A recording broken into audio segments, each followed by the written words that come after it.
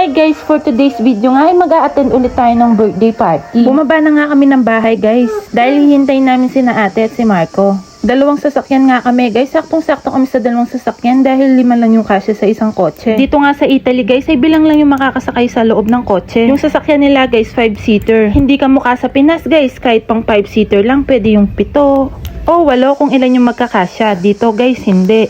Kaya ayan guys, sakto kami sa dalawang sasakyan. Nandito nga pala tayo sa 7th birthday ni Leo. Thank you Leo for inviting MC Sen family. God bless. Habang waiting nga muna tayo sa program guys, ay naglalaro muna yung mga bata. After din ng ilang minuto, nag-start na din guys.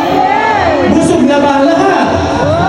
Okay, na. So start na tayo sa ating mini program for Leo's 7th birthday. Tinawag na nga yung kapatid at magulang ng birthday celebrant. At syempre, yung birthday celebrant. Happy 7th birthday, Leo! At unang-una nga sa program yung mga 7 balloons. At isa nga si Ate Martina sa mga 7 balloons. Martina Mercado!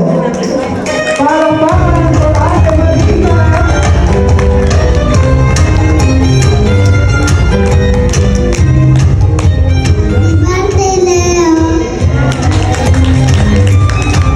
Next we have Erin Bruno.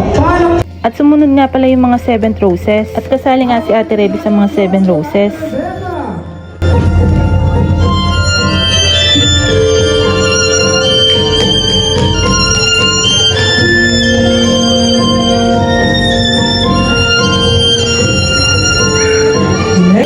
And now, the lady who loves Leo the most, ang first love ni Leo, none other than his mommy, Tita Valerie De Leon. Parang naman ko.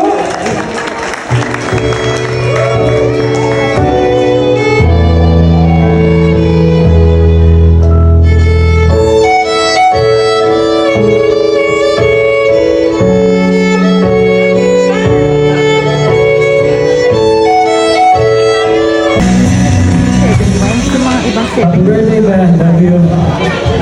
Oh, there you have it! Our 7 wine! At kakantahan na nga ng birthday song ang birthday celebrant.